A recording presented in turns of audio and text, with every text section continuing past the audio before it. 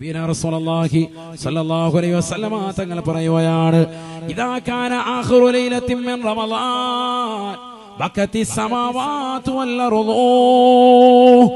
ആകാശസീമകൾ മുഴുവനും കരയുകയാണ്, ഭൂമി മുഴുവനും കരയുകയാണ്.